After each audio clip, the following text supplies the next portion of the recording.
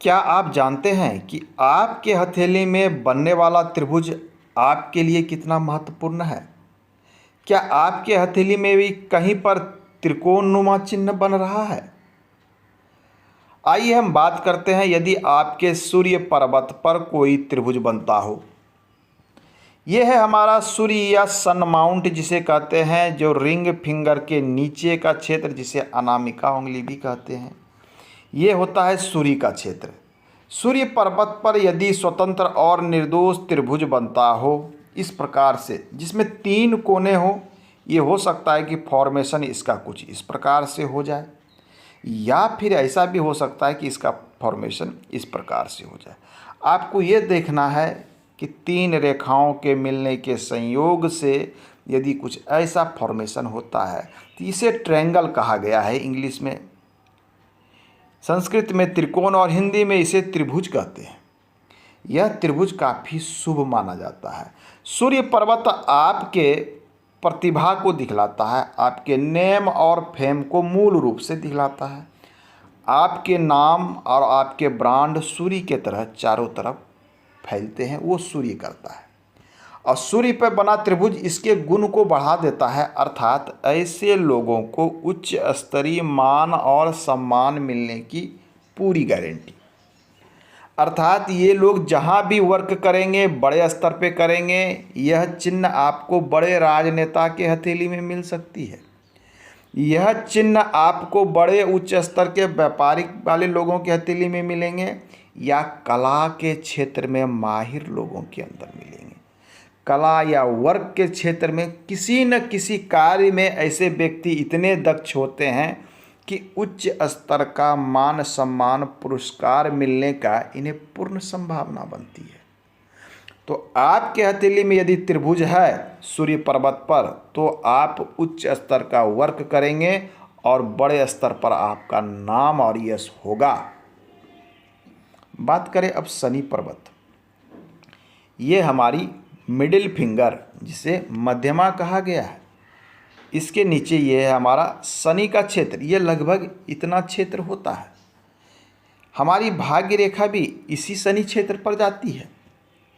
यदि आपके शनि क्षेत्र पर त्रिभुज बनता हो, या त्रिकोण बनता हो, या ट्रायंगल बनता हो, ऐसे लोगों की अभिरुचि आम लोगों के अपेक्षा हटके होती है।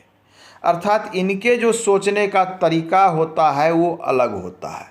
ऐसे लोगों के पास गुप्त विद्या होती है। गुप्त विद्या जिससे सेक्रेट नॉलेज कहा गया है। प्राचीन ग्रंथों में गुप्त विद्या में बहुत सारे चीज़ों का जिक्र है, परंतु ये गुप्त विद्या किसी भी चीज़ से रिलेटेड हो सकती है। हो सकता है कि धन कमाने की गुप्त विद्या इन्हें पता हो सकता है कि ऐसे लोग तंत्र मंत्र में माहिर हों।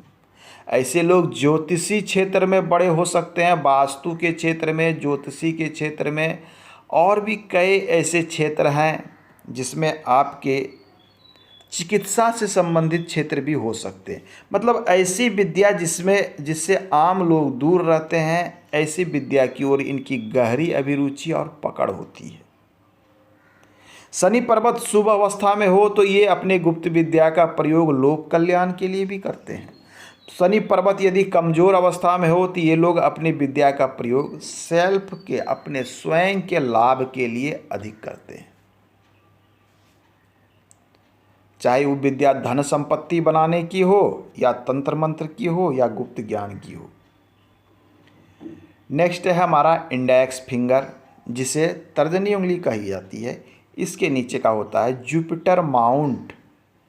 अति महत्वपूर्ण, जुपिटर माउंट पर बना त्रिभुज आपको उच्च स्तर का नेता बनाएगा।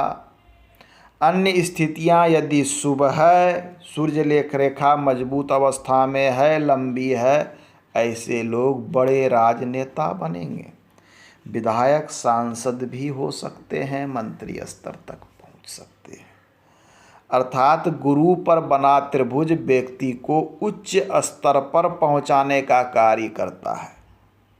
बड़े राजनेता, बड़े लीडर, बड़े समाज सुधारक हो सकते हैं।